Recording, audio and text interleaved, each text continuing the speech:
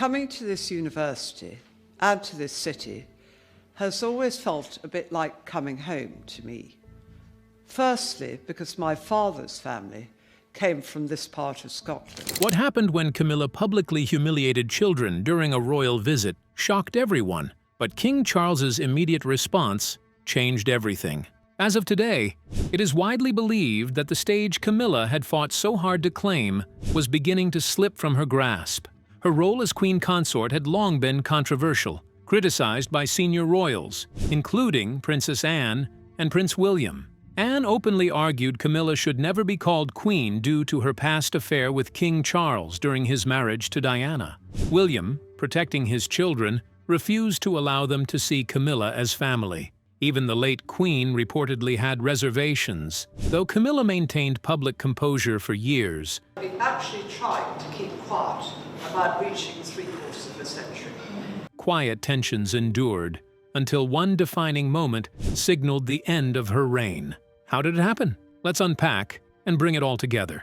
This moment came to pass on December the 20th, 2025. For much of the world, it was the season of Christmas, a time to celebrate family, love, and joy. For the royal household, however, this Christmas held a more solemn purpose.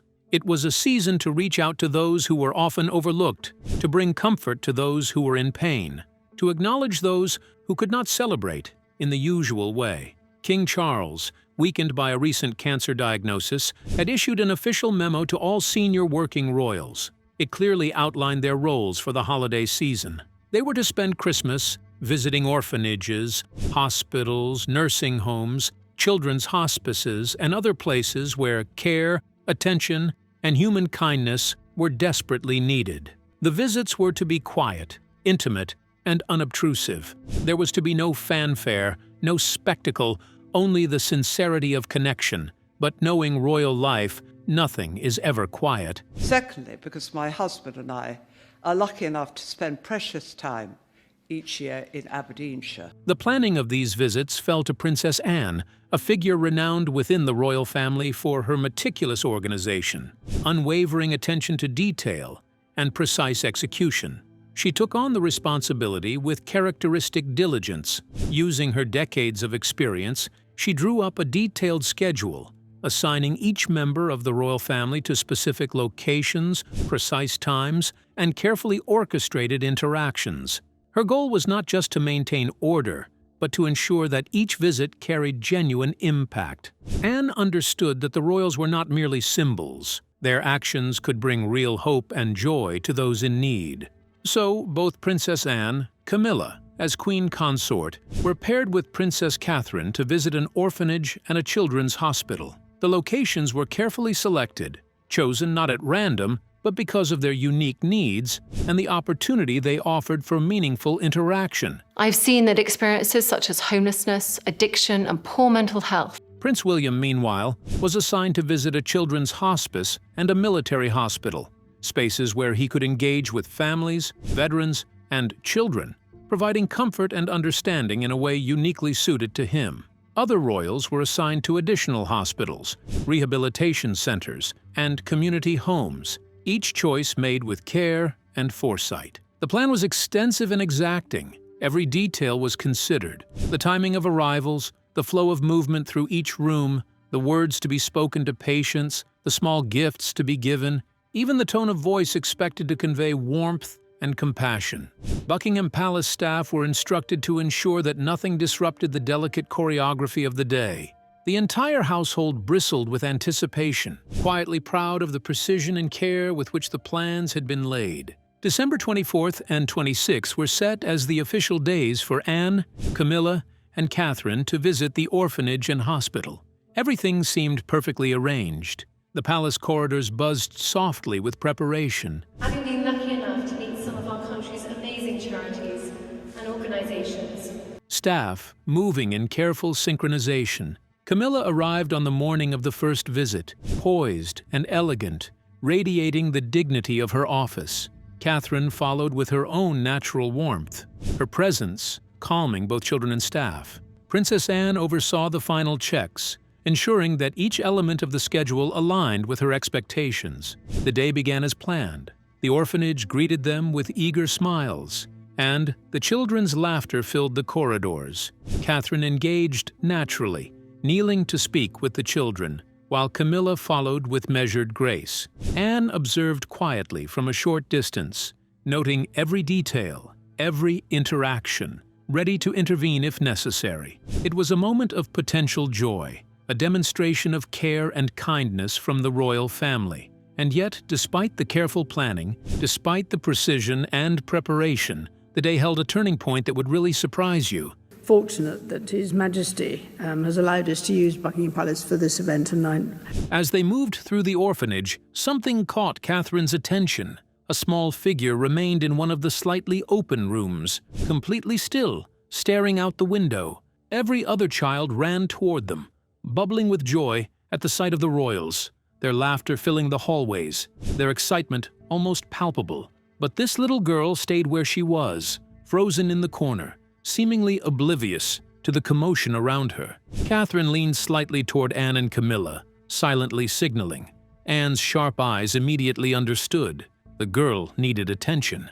Without hesitation, she moved quickly toward the room, weaving carefully past the few TV cameras, documenting the event live. Camilla remained where she was, hesitant, her expression tight. Catherine stepped forward, concerned by her composure. Mental health is best supported and all those around children and raising the next generation today. When Camilla did not respond, Catherine moved closer, whispering softly to her, "Come on, there's a child there. She needs us." Camilla, now catching the situation, peeped into the room where Anne had already reached the girl. She straightened, a flicker of indignation crossing her face. "You don't expect me," she said sharply, her voice low but firm. "Queen consort, to set my foot on such a dirty place. You must really be testing me. I am a senior royal, a queen. You should respect that." Catherine's eyes widened, taken aback by the harshness. "This isn't about protocol," she whispered back. "It's about her, the child. Just come. She needs your warmth." Anne intervened, her tone calm but unyielding. "Camila, this isn't about status. It's about kindness. Step in now." Yet Camilla did not move, despite the camera that was recording everything live. By the time the conversation ended, Anne guided Catherine gently out of the room, their whispered words barely audible over the soft hum of the cameras. "Don't you know there are cameras televising this moment?" Anne asked, her voice low but urgent. "What will they say of us if they see us arguing in front of these children?" Catherine shook her head, exhaling softly. Just about happy, healthy children. This is about the society I hope we could and can become. "It doesn't matter, Anne. Right now, it's about her. That's all that matters." Anne gave a small, approving nod. Together, they re-entered the room. Anne approached the girl, her hand tapping lightly on the child's back. "Hello, princess," she said quietly, gently. The girl slowly turned, and in that moment, the sight took both Catherine and Anne by surprise. Her face was marked by burns, deep scars that had clearly healed over painfully, but left visible reminders of her trauma. The girl's eyes were wide, wary. Catherine crouched to meet her gaze. "Hello there," she said softly. "What's your name?" "Pearl," the girl whispered. Her voice was fragile, carrying the weight of months of fear and loneliness. Anne's heart clenched. "Pearl," she said gently, offering a reassuring smile. "You're safe now, I promise. You're going to be okay. We're here with you." So I've grown to appreciate just the quality of the racing at Ascot, as well as the... Pearl's voice trembled as she asked, almost matter-of-factly, "When is Mommy coming back?" Catherine exchanged a glance with Anne, their expressions somber. "Pearl, can you tell me what happened?" Anne asked carefully, crouching closer, trying to offer comfort. Pearl hesitated, then her voice cracked. "There was a fire. My brother and sister, and Mommy, they got caught, and then they were gone. I stayed in the hospital for months, but the burns, they're still fresh." Her small hand touched her cheek lightly, as though remembering the pain. She continued, her words tumbling out in a rush. "When the robbers came, they shot my daddy. Mommy said he went to heaven and would come back, but I haven't seen him. And now they tell me Mommy, Vivian, and Maxwell will come back. But it's been 3 months. They don't want to play with me. They say I'm a monster." Pearl pointed at the other children in the room, her eyes welling with tears. Anne's voice softened as she reached out a hand. Pearl, you're not a monster. You're brave, and you are not alone anymore. I'm here, Catherine's here, and we're going to help you. Pearl blinked, trying to process the warmth in Anne's words. Really? She asked quietly, her voice a mixture of doubt and hope. But by offering those continuation funding to most successful past winners. Really? Anne said gently, guiding her toward the door. You are safe now, Pearl. You're a princess, and princesses are never alone. You are loved, and people care for you. As they stepped out, Pearl glanced back at the room where the other children had been playing. She had been isolated for so long, but for the first time in months, she felt someone seeing her. Not the burned face, not the trauma, not the loss, but her as a child who deserved care, kindness, and protection. Anne carried Pearl's small hand as they walked through the hallways, Catherine quietly by their side. The cameras captured the moment. Yes, but in their own minds, the royals focused on something far more important, the healing of a small, fragile life. Anne whispered again, reassuring her, reminding her that she was strong, that she had survived horrors that no child should ever know. By the time they returned to the group of children outside the room, Pearl's steps were steadier. The other children paused, noticing her presence. She no longer seemed like the frightened, withdrawn girl from before. She was part of something bigger, surrounded by people who cared. And though the scars on her face remained, Anne and Catherine both saw, in her eyes, a spark of life, of hope, that had not been there before. Anne bent down once more. To represent the former Entente powers as we remember the service and sacrifice. Pearl, she said softly, you're going to be okay. We're going to help you. And you're going to play, laugh, and feel safe again. I promise. Pearl looked up at her, small tears running down her cheeks, but a tiny smile breaking through. It was the first sign of trust, the first sign of comfort she had allowed herself in months. Anne held her hand a moment longer, whispering, You are not alone, you are not forgotten, and you are loved. As they walked back toward the main hall, Pearl between them, Catherine and Anne exchanged a glance. It was a quiet acknowledgement of the enormity of the moment, the pain they had witnessed, the resilience they had seen, and the simple truth that, sometimes, presence and kindness mattered more than protocol or status.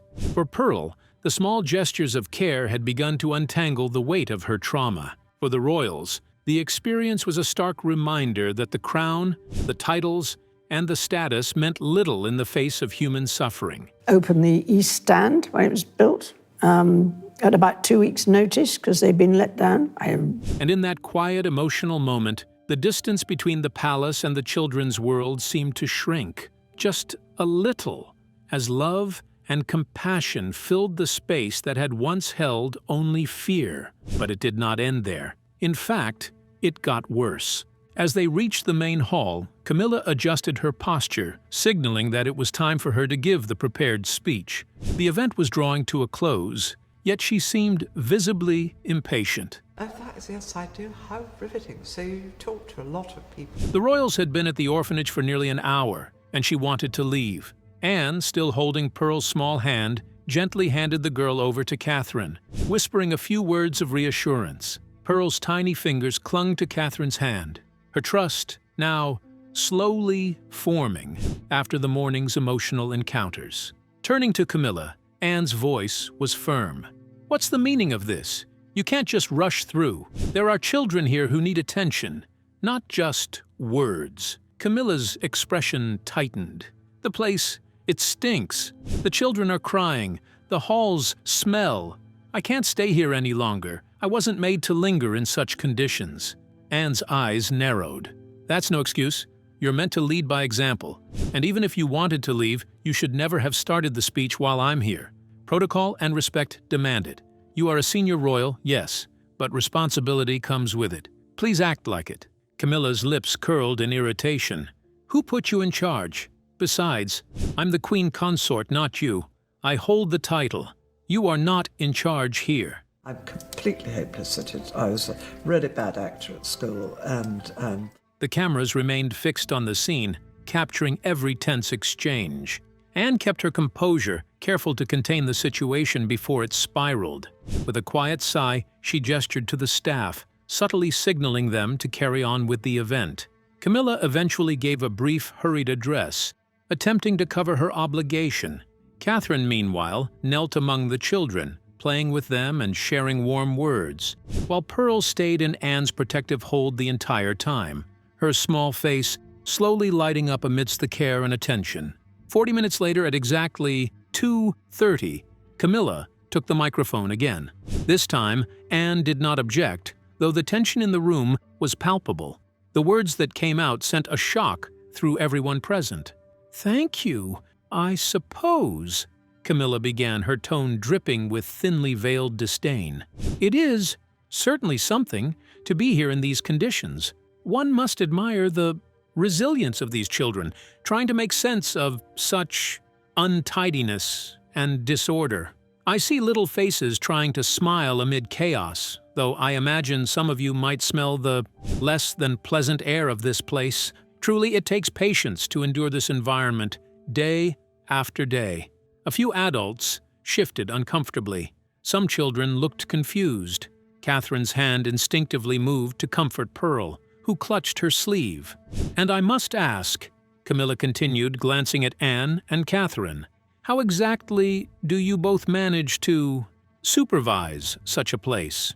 Surely it requires skill, something that perhaps not everyone can claim. One would think experience and competence might be required, though I see only effort." The head of the orphanage, Mrs. Smith, stared in disbelief, clutching the ceremonial check Camilla had brought. Her lips parted, but no words came. The remarks were sharp, mocking both the children and the royals, tasked with caring for them. When Camilla finally handed the check to Mrs. Smith, it almost felt incidental. The sting of her words lingered in the room, and the staff and children were left silent, unsure of how to respond. Anne stepped forward with calm authority, taking the microphone. Her voice carried both dignity and warmth.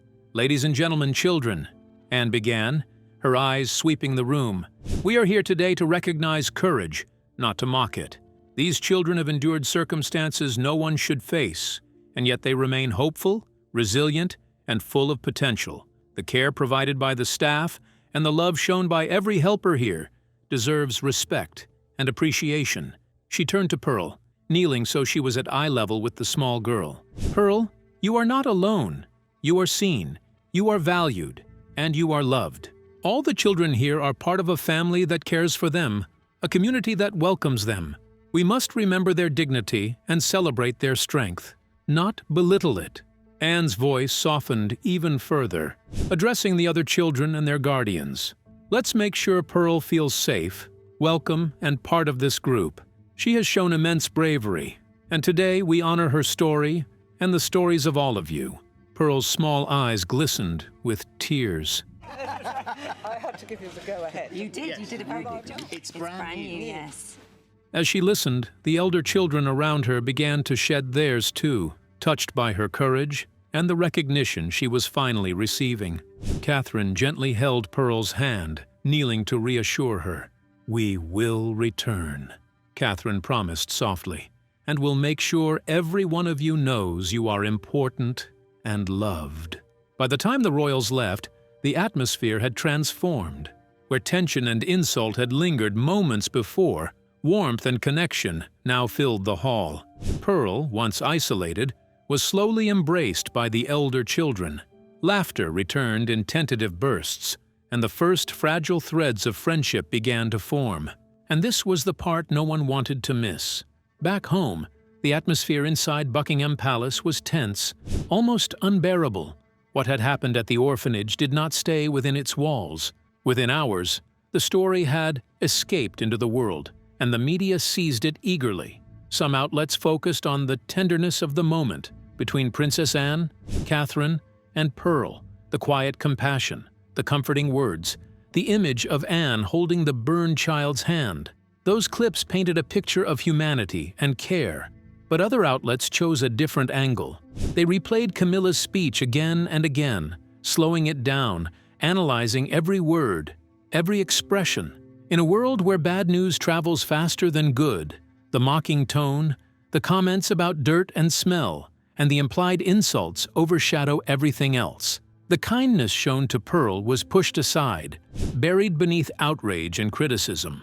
Social media exploded. On X, formerly Twitter, users wasted no time sharing their views. The hashtag #Respect the Children began trending within hours, spreading across continents. One user wrote, "Those children didn't choose their circumstances. A crown doesn't give anyone the right to mock suffering. Respect the children." Another posted, "Princess Anne showed what leadership looks like today. Compassion over ego. The rest was shameful." A third comment went viral almost instantly.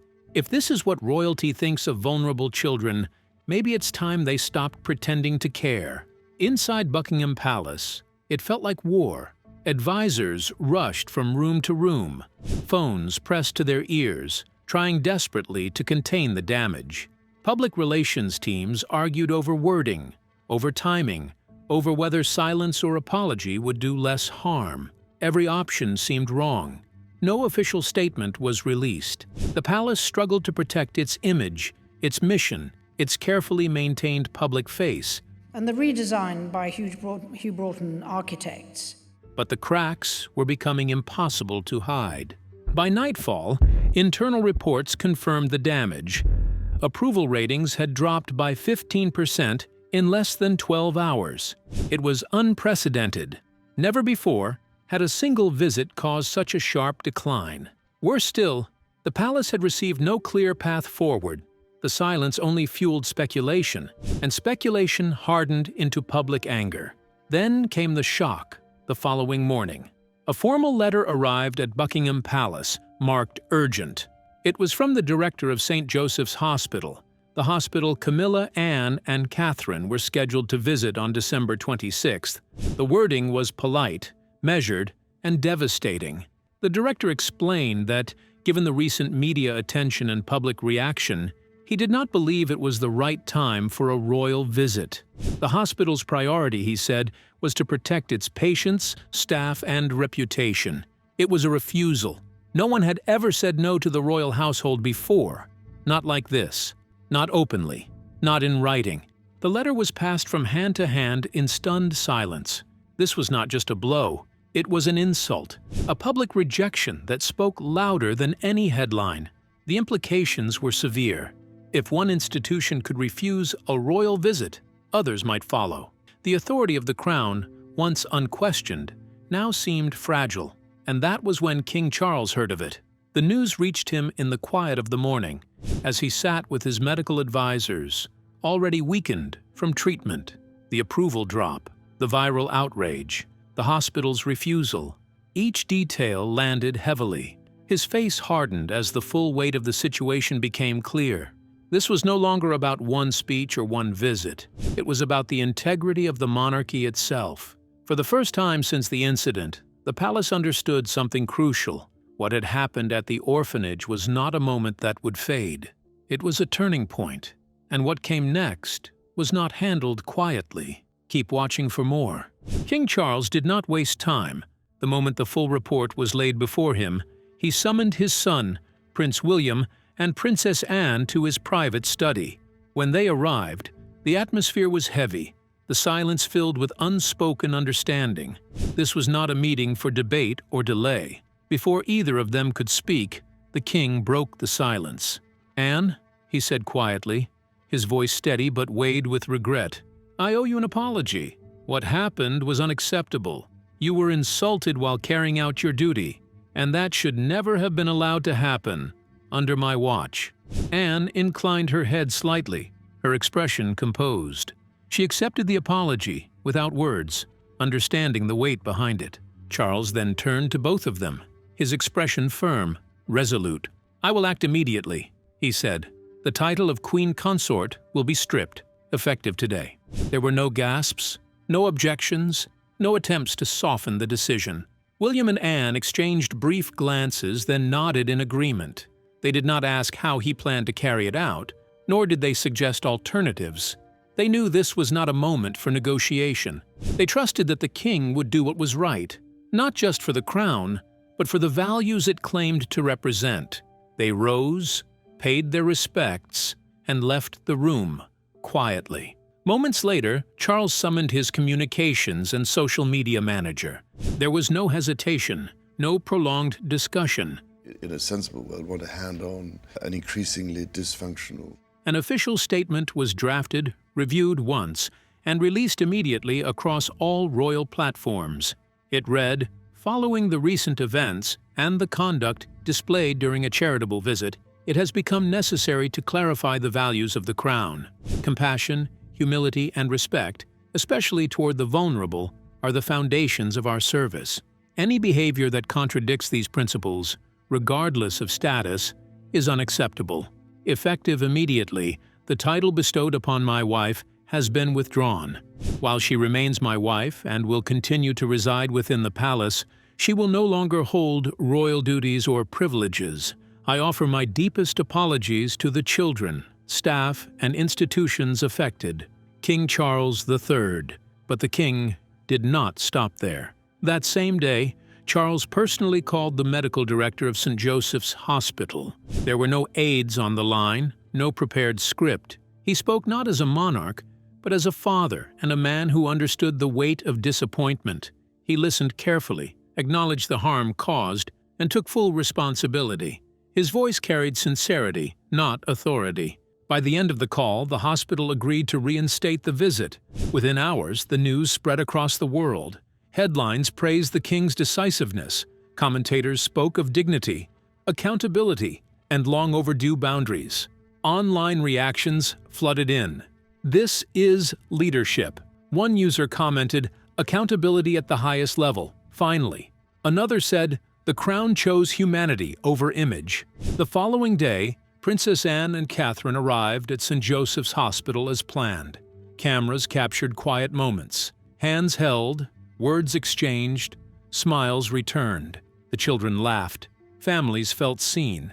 The visit was everything the crown had hoped to represent. There was no sign of Camilla, because when someone plays carelessly with the stage given to them, that stage, no matter how grand, eventually goes away, and that is something that Camilla would learn the hard way. So what do you think? Could the royal family have handled Camilla's situation any differently?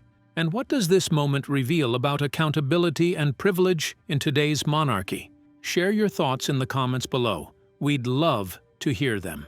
Remember to like, share, and subscribe for more videos like this.